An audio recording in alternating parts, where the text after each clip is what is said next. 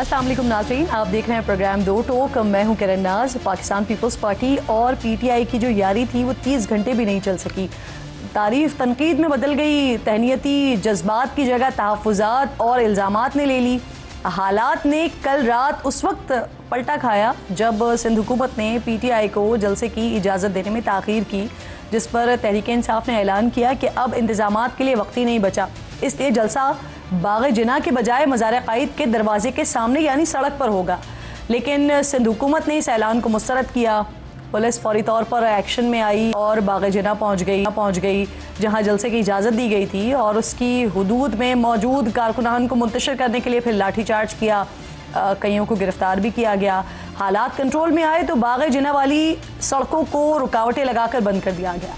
इसके बावजूद आज दोपहर कारकुनान रुकावटें तोड़कर बाग़ जिना पहुंचे तो मंजर फिर वही था।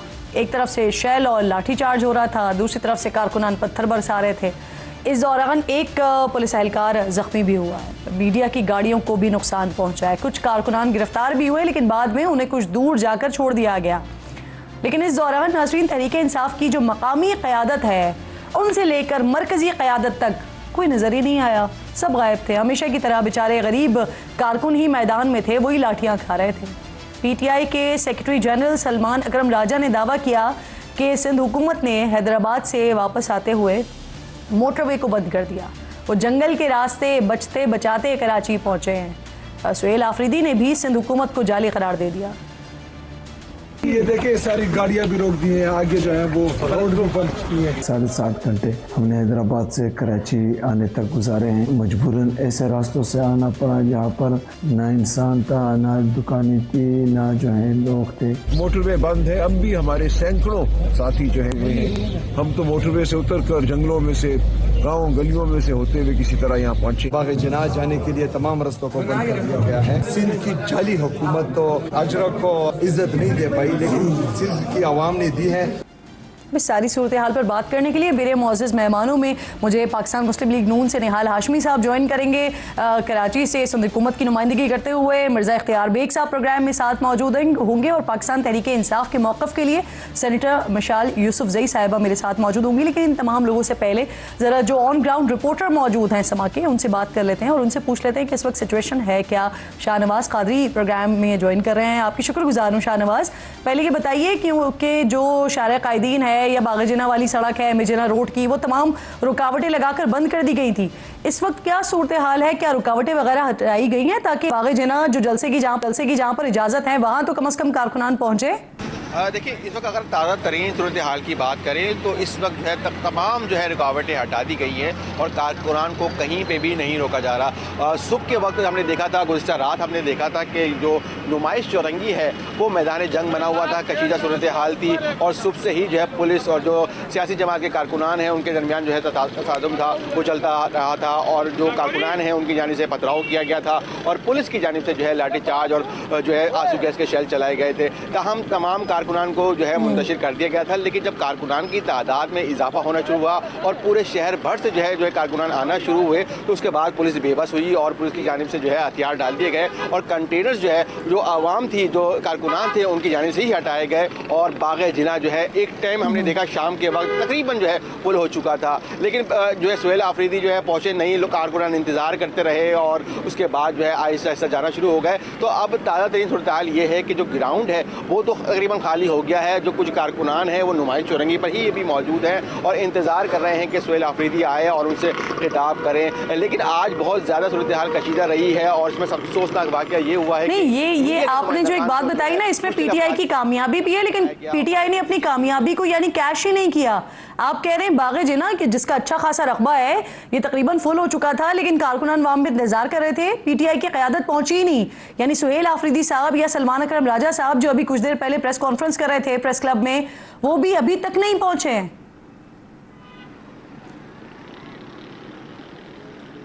बिल्कुल बिल्कुल यही सूरत हाल थी। कारकुनान खासे जोश के साथ आए थे, खवातीन भी थी, बच्चे भी थे, और शाम तक हमने देखा था कि तकरीबन जो है जिना ग्राउंड जो तकरीबन 1 लाख की जो गुंजाइश रखता है, तो 50% से ज़ायद जो है जो ग्राउंड जो है भर चुका था। कारकुनान सड़कों पर भी थे, आ भी रहे थे, लेकिन जो क़यादत है उन्होंने अपने कारकुनान के एहसासात का ख्याल नहीं रखा और ताख़ीर की। और शाहनवाज कोई स्पेसिफिक टाइम दिया हुआ था क्या?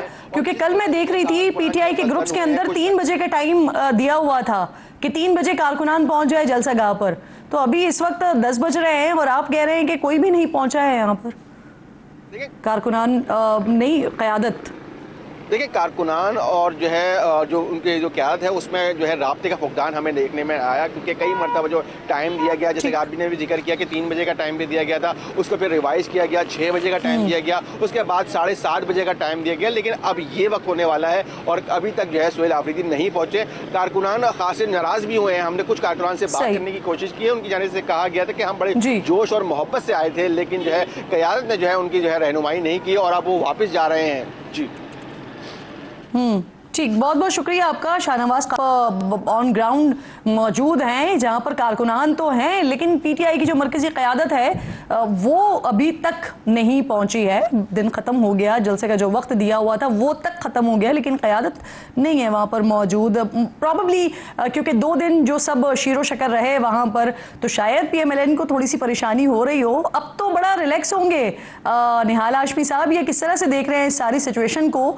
जो कुछ हुआ 2 दिन तो हमने देखा पीटीआई और पीपल्स पार्टी बड़े शीरो शकर चल रहे थे, बाकायदा टोपियां पेश की जा रही थी और फिर उसके बाद शॉले पेश की जा रही थी, अजरकें पेश की जा रही थी, लेकिन अब तो पीटीआई कह रही है कि वो सब कुछ टोपी ड्रामा था। तो आप कैसे देख रहे हैं इस सारी सिचुएशन को? बिस्मिल्लाहिर्रहमानिर्रहीम। किरण, बहुत शुक्रिया आपने मदू किया। सबसे पहले तो हम आपको कहें, हम अल्हम्दुलिल्लाह रिलैक्स हैं, रिलैक्स थे और अल्लाह ने चाहा तो रिलैक्स रहेंगे। टेंशन में वो लोग हैं जो ख़बरें बनाना चाहते हैं, टेंशन में वो होते हैं जो मसल्स पावर दिखाना चाहते हैं। हमें टेंशन का कोई मसला नहीं था, हमें ये जलसा नहीं करना था। मैं समझता हूँ कि जो एक सिंध की रिवायत है उसके तहत मोहतरम सईद गनी साहब गए और उन्होंने खुश आमदेद का एक हमारे यहाँ एक कल्चर है, हर जगह एक कल्चर है, रिवायत है कि हम अपने मेहमानों को खुश आमदेद कहते हैं। अब मेहमान अगर मेहमान नवाजी के साथ साथ कोई और भी फनकारी करें तो वो अलग बात है। देखिए आप आएँ, ज़रूर आएँ, लोगों से मिलें, आप समुंदर के साहिल पे जाएं, वहाँ नहीं करें, सिंध की सकाफ़त को देखें, अपने दोस्तों के पास जाएं, अपने सियासी कारकुनों से मिलें।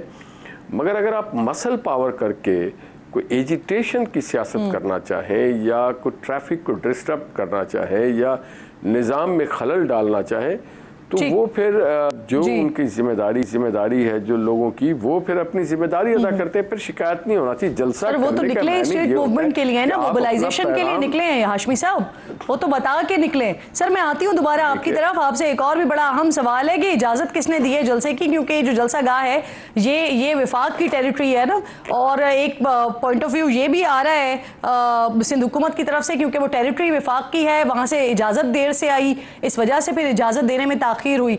तो फिर हम ये कह लें कि फिर जलसे की इजाज़त भी विफाक नहीं दी, ऐसे कंफर्म कीजिए। फिर मिर्ज़ा साहब भी साथ मौजूद हैं, उनसे बात करते हैं।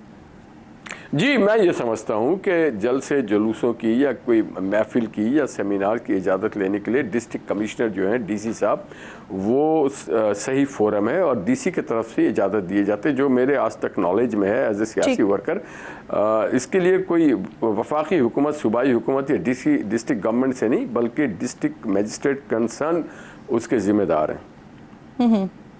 ठीक, बिल्कुल ठीक। बाग़े जिना के हवाले से भी मिर्ज़ा इख्तियार साहब, बहुत शुक्रिया आपका। अस्सलाम वालेकुम सर। सबसे पहले तो कंसर्न सबसे बड़ा यही है कि 2 दिन हमने बिल्कुल मुख्तलिफ देखा, और पाकिस्तान की, बहुत शुक्रिया सर, पाकिस्तान की जो इस वक्त मौजूदा हालात में सियासत चल रही है उसमें बड़े दिनों के बाद इस तरह का कोई मंजर था कि एक वज़ीर आला आ रहे हैं, दूसरी वज़ीर आला के नुमाइंदे उनका इस्तकबाल कर रहे हैं, अजरक दे रहे हैं, टोपी दे रहे हैं। फिर उसके बाद हम कुछ और ही मंजर कल रात से देखते हैं कि वो जब आ रहे हैं हैदराबाद से तो रास्ते बंद कर दिए जाते हैं, फिर पुलिस लाठीचार्ज करती है, कारकुनान को मुंतशिर करने की कोशिश की जा रही होती है, कारकुनान को गिरफ्तार किया जा रहा होता है। तो ये 2 दिन के बाद अचानक से क्या हुआ सर?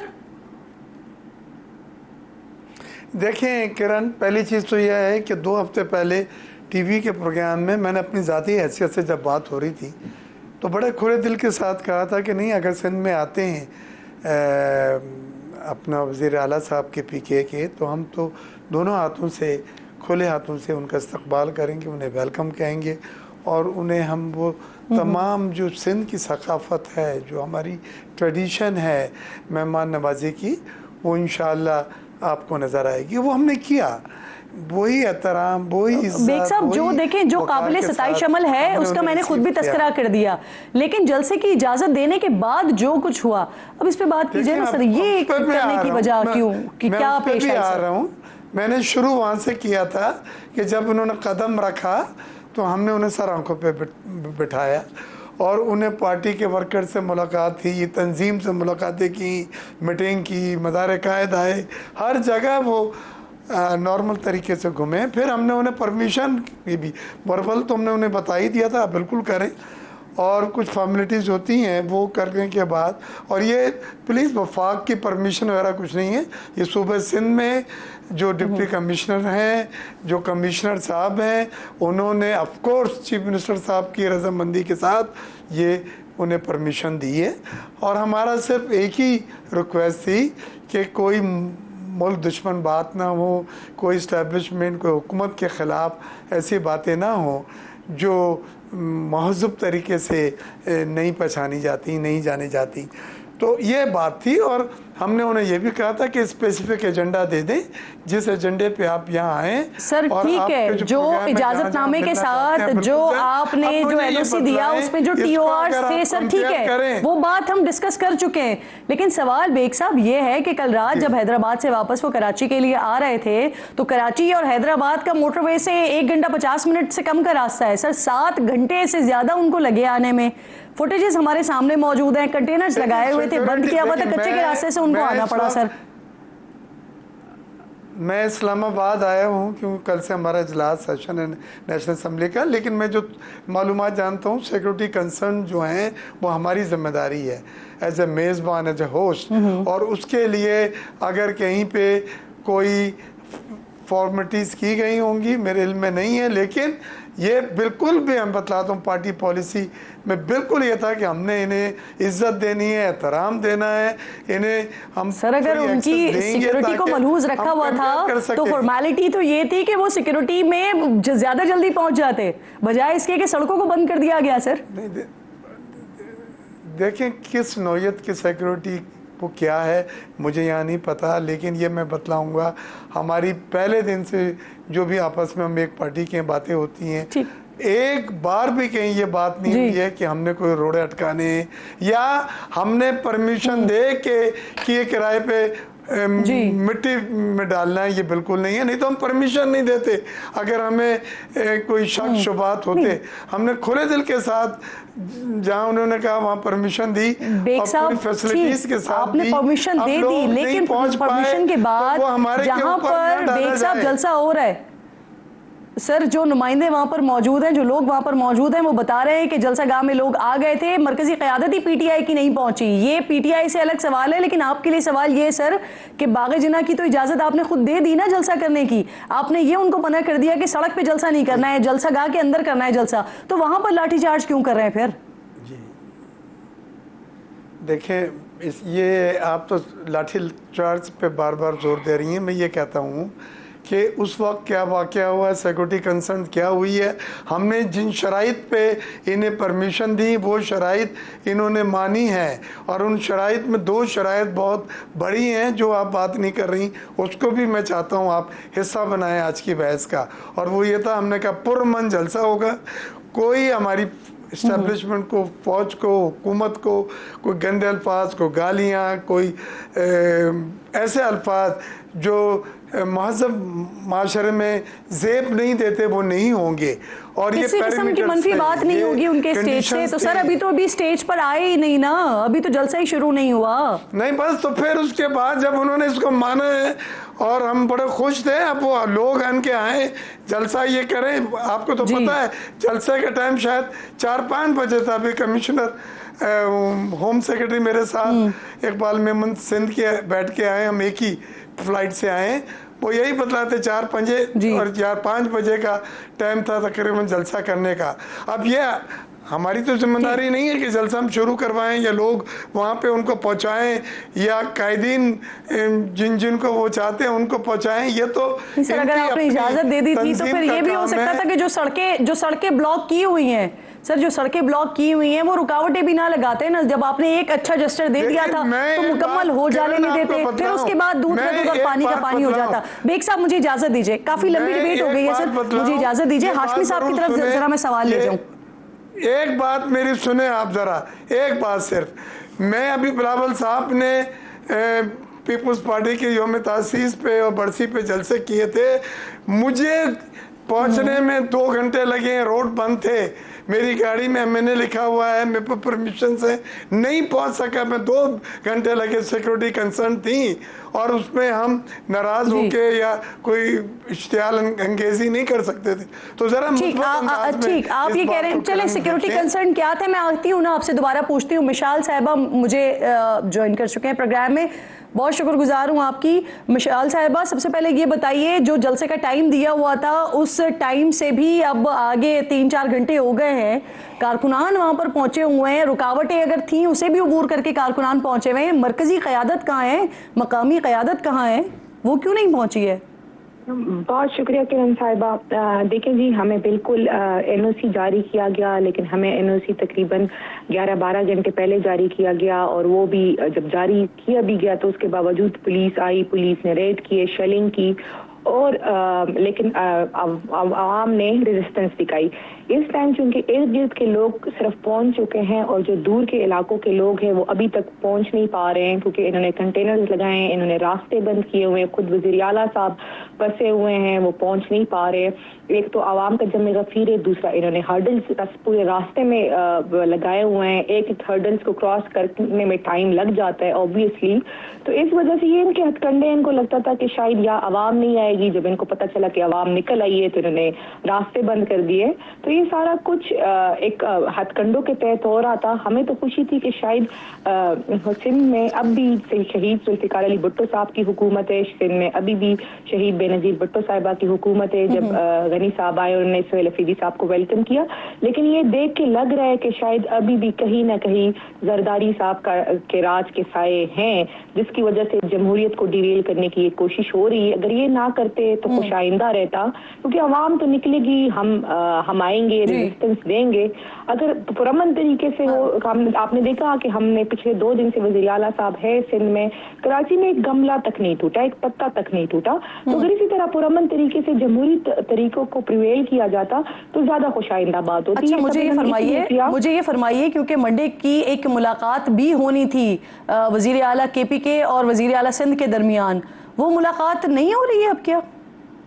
देखिए जी, मुझे उसकी कंफर्मेशन अभी नहीं है, लेकिन मैंने भी यही सुना हुआ है कि मेरे ख्याल से जो वज़ीर आला सिंध है उन्होंने माजरत कर ली है, क्योंकि पहले उन्होंने खुद कॉल की थी, उन्होंने वेलकम किया था, उनकी सलमान खन्नाजा साहब से बात हुई थी, फिर सुहेल अफरीदी साहब ने उन्हें कहा कि हम अपने तमाम जो हमारे लोग हैं जिनका डोमिसाइल खैबर पख्तूनख्वा का है, मैं उनसे मिलूंगा, उनके मसाइल सुनूंगा, फिर अगर आपके पास आना हुआ तो हम किसी वजह से आए। लेकिन चूंकि अब लग रहा है कि जिस तरीके से सिंध की आवाम ने वेलकम किया हुआ है, जिस तरीके से आप अंदाजा लगाए पिछले 2.5 सालों से आपने एक बात कही, आपने कहा कि कराची में एक गमला नहीं टूटा, तो अगर इस पर हम बात कर लेते हैं तो पहले दिन जिस दिन वज़ीर आला पहुंचे थे वहां पर ही बाहर गुत्थम गुत्था क्या शुरू हो गया था, वो आपने भी यकीनन फुटेजेस देखी होंगी। उसके बाद फिर आज टीवी की DSNG के ऊपर किस तरह से पथराव हुआ, खातून रिपोर्टर भी मौजूद थी, किस तरह से उनके साथ क्या सलूक किया गया, तो पुरअमन तो ना कहे ना, फिर ये चीजें तो हुई है ना, ये मंजर आपने देखा तो होगा ना।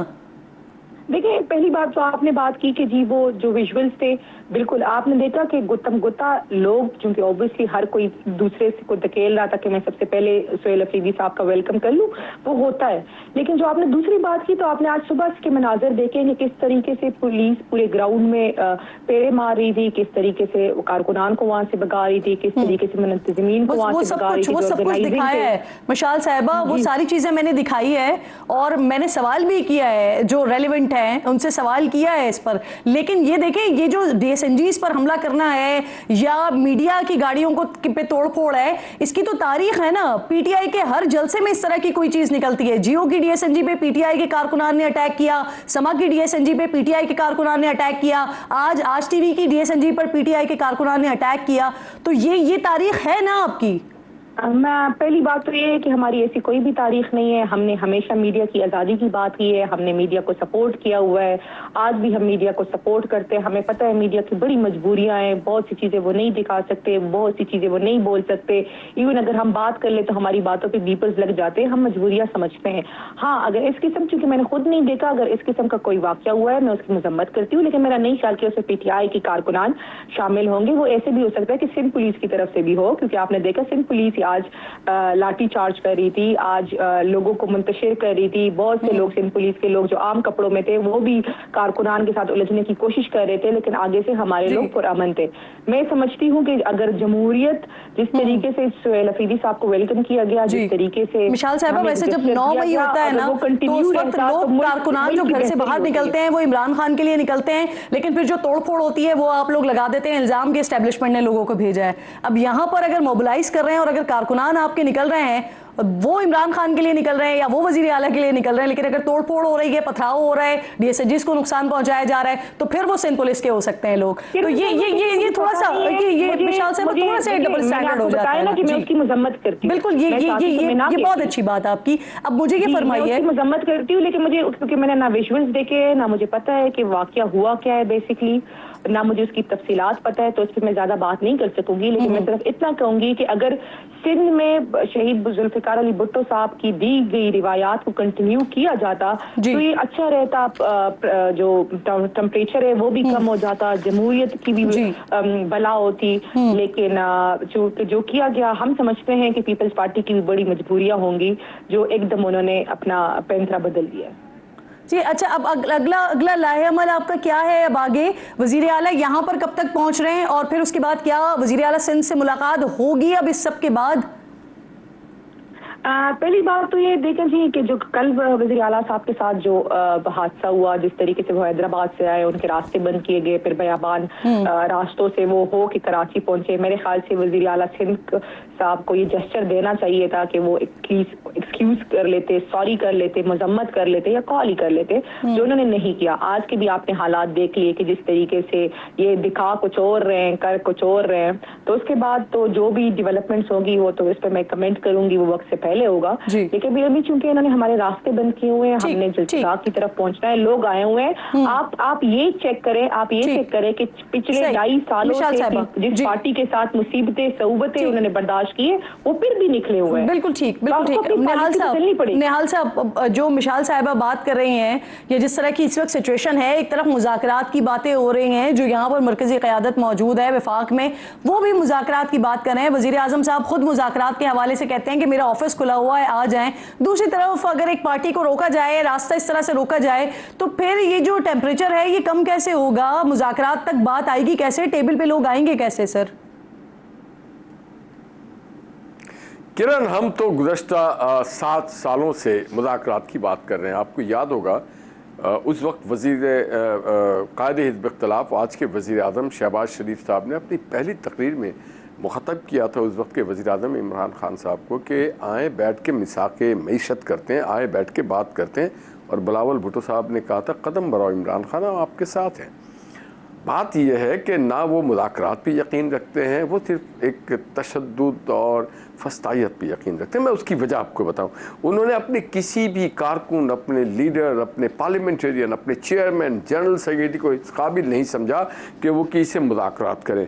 उन्होंने किसी और पार्टी से अचक रई साहब को ले लिया, राजा नासिर अब्बास साहब को ले लिया, और फिर उनका ये भी कहना है कि हम तो इनसे बात नहीं करेंगे, हम बात करेंगे इस्टेब्लिशमेंट से। बात आप करते हैं सियासत की, सिविलियन सुप्रीमेसी से बात उनसे करना चाहते, तो वो कहते हैं कि हम आपसे बात नहीं करेंगे, हम तो सियासत में है ही नहीं। तो सबसे अच्छा फोरम था जो अयाज सादिक साहब ने कहा है कि आप आए पार्लियामेंट में आके बात करें। अच्छा, बात नहीं करना होता, बात के लिए कोई एजेंडा होता है, बात के लिए कोई मुल्क की मईशत और माशरत की बात होती है, बात के लिए होती है लॉ एंड ऑर्डर को कैसे बेहतर किया जाए, फॉरेन ऑफिस को कैसे बेहतर किया जाए, इंटरनल और एक्सटर्नल सिक्योरिटी को कैसे बेहतर किया जाए, इंडस्ट्रियल ग्रोथ कैसे लाया जाए, एग्रीकल्चर को कैसे बढ़ाया जाए, हेल्थ को, जो हमारे दौर में है, जो हम करते हैं। मगर इनका अगर एक वन पॉइंट एजेंडा हो कि जी हम पे जुल्म हो रहा है, और हम अब फिर बात ये करना होता है कि हमने अपने अदवार में क्या किया, उनको बताना पड़ेगा कि उन्होंने केपीके में जो 3 साल की हुकूमत है मुसलसल कितने चेंजेस है, फिर वो बताएं कि 4 साल में इमरान खान साहब के दौर में पाकिस्तान की तरक्की का रफ्तार क्या था। अगर ये सब बात नहीं करना तो बिल्कुल ठीक सर, उसके आर्गुमेंट भी पाकिस्तान तहरीक इंसाफ के पास मौजूद है, लेकिन आज का टॉपिक हमारा जरा मौजूदा सिचुएशन है। बस मुझे क्लोज करना है सर सेगमेंट। बेग साहब, अगर आखिर में आप मुझे सिर्फ ये बता सके कि क्या वाकई जो इत्तलात आ रही हैं कि वज़ीर आला सिंध ने केपी के वज़ीर आला से जो मुलाकात करनी थी उसके लिए माजरत कर लिया है, क्या आप इसे कंफर्म कर सकते हैं? जी, मैंने जो अब शेड्यूल देखा उसमें कल मुलाकात वज़ीर आला साहब जो हैं सैयद मुराद अली शाह की CM KPK से है। अब उसके बाद वो एक जो शेड्यूल है उसमें मैंने देखा है तो मुलाकात है, लेकिन उस मुलाकात में कोई तब्दीली हुई है या हालात की वजह से कोई चेंजेस हुई हैं वो मेरे इल्म में नहीं है।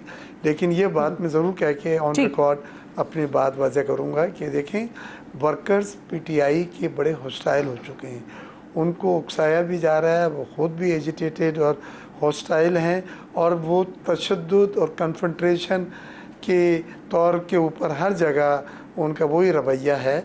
मेरी रिक्वेस्ट होगी, देखिए हमने अगर इनके ताबुन नहीं करना होता तो मैं एक जुमला कहते कि हम इजाज़त नहीं दे रहे जलसे की, सब बातें ख़त्म हो जाती। सिर्फ एक चीज़ आपको शिकायत रहती कि जी जलसे की पंजाब की तरह हमने भी इजाज़त नहीं दी। हमने तो इजाज़त दी। सर, वज़ीर दाखिला ने कहा था कि आज जो भी कुछ हुआ है ना, जो पथराव हुआ है, जो कुछ मुजाहिरीन की तरफ से किया गया उस पर एक्शन होगा। मुझे शॉर्टली बता दीजिए कि क्या मुकदमात होंगे इन पर? जी देखें, पुलिस के ऊपर भी बड़ी जख्मी हुए हैं, पत्थर लगे हैं, मैंने खुद फुटेज देखी है कि जख्मी हुए हैं। तो ये हमले किए गए हैं वर्कर्स के जानिब से, चाहे वो एजिटेशंस में किए गए हों या उन्हें मुकदमात करेंगे सर, इस पर क्या होगा? लोग जख्मी हुए हैं और ये वो चीज नहीं है जो वादा किया था कि पुरअमन जलसा होगा। सर एक्शन क्या होगा ये कंफर्म कर दें तंजीम के साथ। जी एक्शन क्या होगा? मुकदमात होंगे सर इन पर? जी बिल्कुल, मुकदमात अगर कोई लोग पकड़े गए जिन्होंने तशद्दुद दिया, कानून को हाथ में लिया है, मासूम जो पुलिस वाले हैं उनके तो उन पर आप कह रहे हैं कि मुकदमात होंगे। बिल्कुल ठीक, बहुत बहुत शुक्रिया आपका। मिर्ज़ा इख्तियार बेग साहब साथ मौजूद थे, निहाल हाशमी साहब साथ मौजूद थे, मेरी साहिबा साथ मौजूद थी, मेरे तीनों मोअज़्ज़ज़ मेहमान। हम गुफ्तगू इस वक्त जो डोमेस्टिक पॉलिटिक्स की सिचुएशन है इस पर बात कर रहे थे। एक छोटा सा ब्रेक लीजिए, ब्रेक के बाद वापस आते हैं, इंटरनेशनली क्या हालात हैं इस पर बात करते हैं।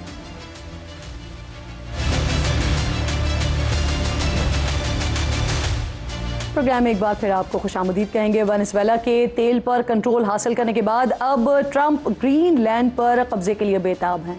आलमी मीडिया की रिपोर्ट्स के मुताबिक अमेरिका ग्रीनलैंड के रिहायशियों को 10,000 से 1 लाख डॉलर तक फी घर देने की ऑफर कर सकते हैं। इसके अलावा मिलिट्री ऑप्शन भी ज़ेर गौर है। और आज बरतानवी मीडिया खबर दे रहा है कि अमेरिकी सदर डोनाल्ड ट्रंप ने अमेरिकी फ़ौज के जॉइंट स्पेशल ऑपरेशंस कमांड को ग्रीनलैंड पर कब्जे के लिए मंसूबा तैयार करने का हुक्म दे दिया है। अमेरिका आलमी अमन तबाह करके दूसरे ममालिक के मादनियात और तेल पर कंट्रोल चाहता है। अमेरिका ने वेनेजुएला के सदर पर इल्ज़ाम मुनशियात स्मगलिंग का लगाया, लेकिन ट्रंप की सारी गुफ्तगू उसके तेल पर कंट्रोल से मुताल्लिक रही है। वो कहते हैं कि वेनेजुएला की नई हुकूमत अमेरिका के साथ ताउन करेगी और 3 से 5 करोड़ बैरल तेल और इससे मिलने वाले मुनाफे का कंट्रोल भी अमेरिका के पास होगा। नायब अमरीकी सदर JD वैंस भी खुल कर कह चुके हैं कि वेनेजुएला का तेल सिर्फ अमरीकी मफाद में फ़रोख्त होगा।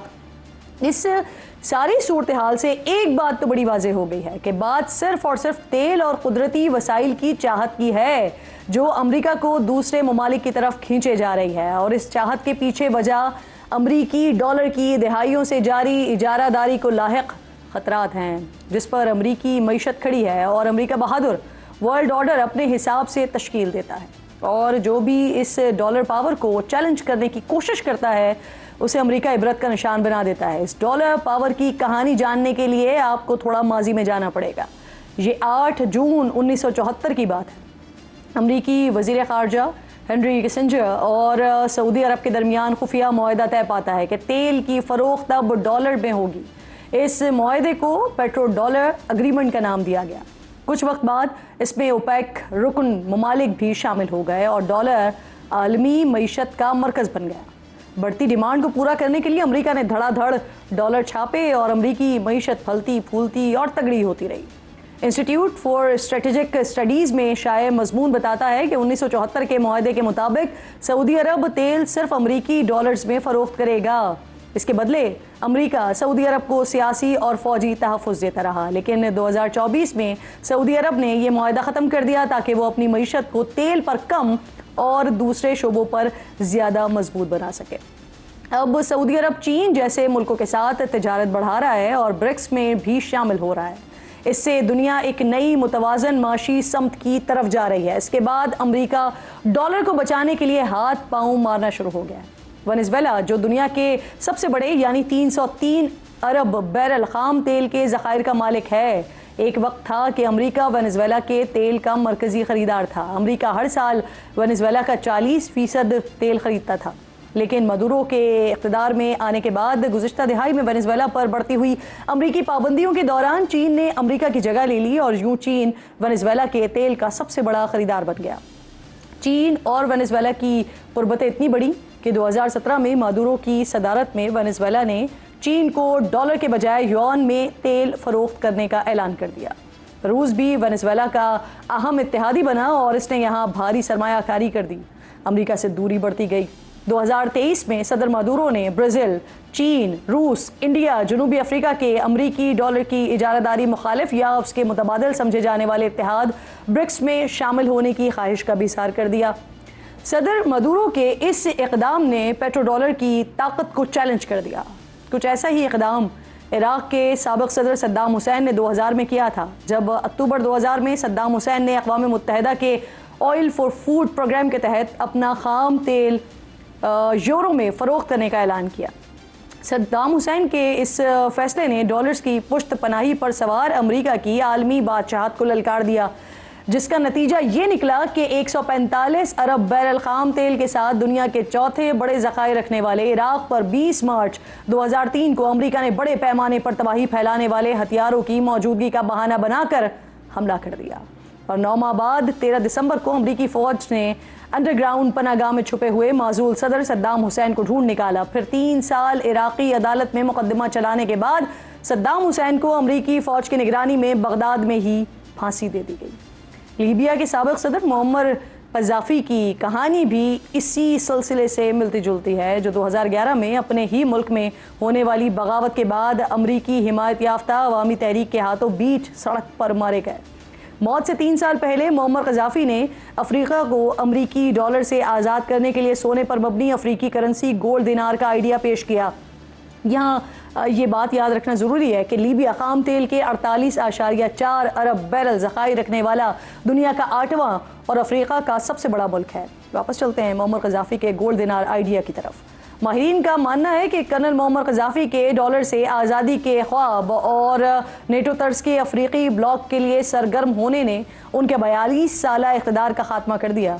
जिस तरह आज अमरीकी हुकूमत वेनेजुएला के अवाम की भलाई और बेहतर मुस्तक़बिल की बात कर रही है, एग्जैक्टली इसी तरह इससे पहले इराक़ और लीबिया के अवाम के दर्द की दवा करने के बयानात भी दिए जाते रहे हैं। लेकिन सद्दाम और मुअम्मर कज़ाफ़ी के जाने के बाद भी इराक़ और लीबिया के अवाम की हालत दुनिया के सामने है। तेल और मादनियात से मालामाल ममालिक के अवाम पैरों तले मौजूद ख़जानों के बावजूद उनके समरात से कोसों दूर हैं। रूस ब्रिक्स के इत्तेहादी ममालिक को खाम तेल अपनी करेंसी रुबैल या चीनी करेंसी युआन में फ़रोख्त कर रहा है। इसी तरह 2022 में सऊदी दारुल हुकूमत रियाद में होने वाले गल्फ समिट में चीनी सदर ने अपनी ऑयल ट्रेड युआन में करने की बात की थी। और जैसा मैंने पहले बताया कि चीन वेनेजुएला से भी तेल डॉलर में नहीं बल्कि अपनी करेंसी में ख़रीद रहा था, जिसके बाद पेट्रो डॉलर की जगह पेट्रोयॉन की इस्तिलाह भी आलमी सतह पर गर्दिश कर रही है। इस तमाम सूरत हाल में सदर ट्रंप की आमद ने एक और दिलचस्प पहलू का इजाफा कर दिया है। जो मगरबी यूरोपीय ताकतें पहले अमेरिका के साथ मिलकर मुख्तलिफ ममालिक पर जंग मुसल्लत किया करती थी, अब वो यूक्रेन जंग रुकवाने में रूस को कायल न कर पाने और ग्रीनलैंड पर चढ़ाई के ट्रंप के इरादों के बाद अमेरिका की मुखालिफत करते हुए नजर आ रहे हैं। अमेरिका की ग्रीनलैंड में दिलचस्पी की वजह वहाँ मौजूद मादनियात और बेशबहा कुदरती वसाइल हैं। ग्रीनलैंड दुनिया का सबसे बड़ा जजीरा है। 2023 में सामने आने वाले जियोलॉजिकल सर्वे ऑफ डेनमार्क और ग्रीनलैंड ने अंदाज़ा पेश किया था कि ग्रीनलैंड के जजीरे पर 38 मादनियात बड़ी मिकदार में मौजूद हैं, जिनमें कॉपर, ग्रेफाइट, न्यूबियम, टाइटेनियम, रोडियम शामिल हैं। डेनमार्क के वज़ीर दिफा ने खबरदार किया है कि ग्रीनलैंड पर हमले की सूरत में पहले गोली मारेंगे, बाद में कोई सवाल पूछेंगे। अमेरिका की ताकत की एक अहम तरीन वजह डॉलर की आलमी अहमियत है, लेकिन ये हकीकत है कि आज अमेरिकी डॉलर की इजारादारी को सख्त चैलेंजेस का सामना है। अमेरिकी मईशत इस वक्त शदीद दबाव से गुजर रही है। भारी कर्जा है, शदीद खसारा है और सूद की रिकॉर्ड सतह ने अमेरिका को ऐसे मकाम पर पहुंचा दिया है कि जहां उसे अपनी हाकिमियत को बरकरार रखने के लिए अपनी हिकमत अमली को नए सिरे से तरतीब देना पड़ रहा है। लेकिन क्या ट्रंप के इक़दामात डॉलर को आलमी करेंसी और अमेरिका को सुपर पावर बरकरार रख सकेंगे? क्या यूरोपीय ममालिक ये बदमाशी खामोशी से बर्दाश्त करेंगे या फिर खुदा न खास्ता मुस्तक़बिल करीब में आलमी ताकतें भरपूर ताकत के हुसूल और एक नया वर्ल्ड ऑर्डर तरतीब देने के लिए एक दूसरे से दस्तो गिरेबा हो जाएंगी और दुनिया को एक नई जंग का सामना होगा, जो कम से कम ज़मीन पर बस रहे 8 अरब इंसानों के लिए तो तबाही के सिवा कुछ नहीं लाएगा। प्रोग्राम में एक ब्रेक के बाद वापस आते हैं तो ईरान की इस वक्त ताज़ा तरीन क्या सूरत हाल है, इस पर बात करेंगे।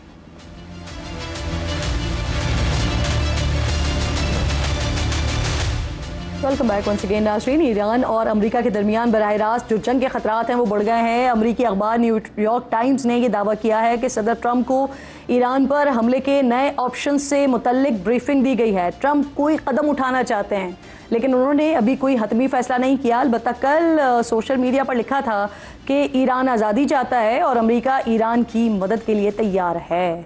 पिछले 8 दिनों के दौरान सदर ट्रंप कई मरतबा ये बात दोहरा चुके हैं कि अगर ईरानी हुकूमत मुजाहिदीन पर तशद्दुद करती रही और उन्हें कत्ल किया गया तो अमेरिका उनकी हिमायत के लिए आएगा। मशरिक़ वुस्ता में इस बढ़ती हुई टेंशन की संगीनी को इसराइली वेबसाइट्स द यरूशलेम पोस्ट की रिपोर्ट ने मजीद बढ़ा दिया है कि ईरान पर मुमकिन अमरीकी हमले के खदशे के बाइस इसराइल में हाई अलर्ट कर दिया गया है। जबकि इंटरनेशनल मीडिया रिपोर्ट कर रहा है कि इसराइली वज़ीर आज़म नेतन्याहू और अमरीकी वज़ीर ख़ारजा मार्को रूबियो ने कल एक टेलीफोनिक गुफ्तगू में ईरान के खिलाफ मुमकिन अमरीकी कार्रवाई पर तबादला ख्याल किया है। तेहरान ने भी अमरीकी धमकियों के जवाब में खबरदार किया है कि अगर अमरीका ईरान पर हमला करता है तो ईरान इसराइल और अमरीकी अड्डों को निशाना बनाएगा। वाज़ेह है कि खित्ते में अमरीकी अड्डे सऊदी अरब, कतर, बहरीन, शाम, इराक़ और उर्दन में मौजूद हैं। अगर वहाँ हमले होते हैं तो क्या ये आग इस्लामी ममालिक को भी अपनी लपेट में ले लेगी?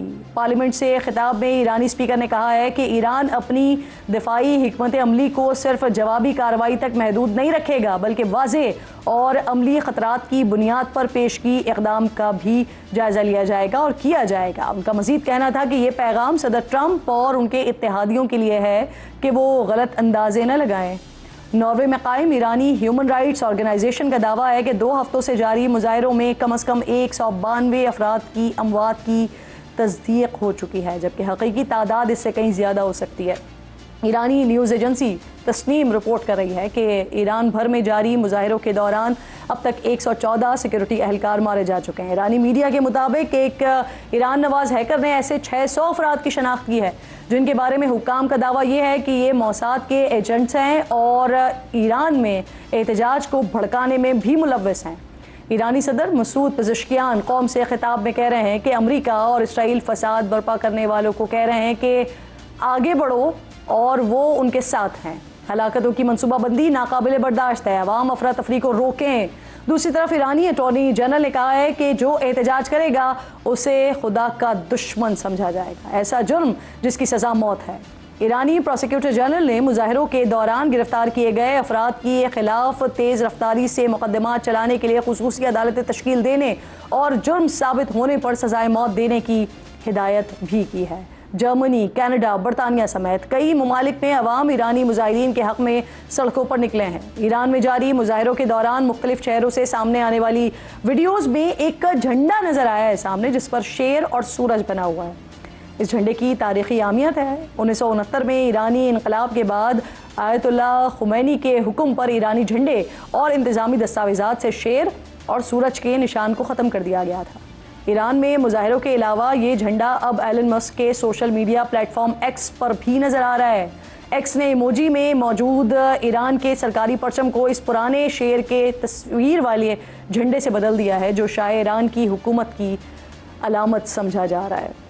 प्रोग्राम का वक्त ख़त्म हो गया है। इंशाल्लाह जुमे को नाज़रीन होगी।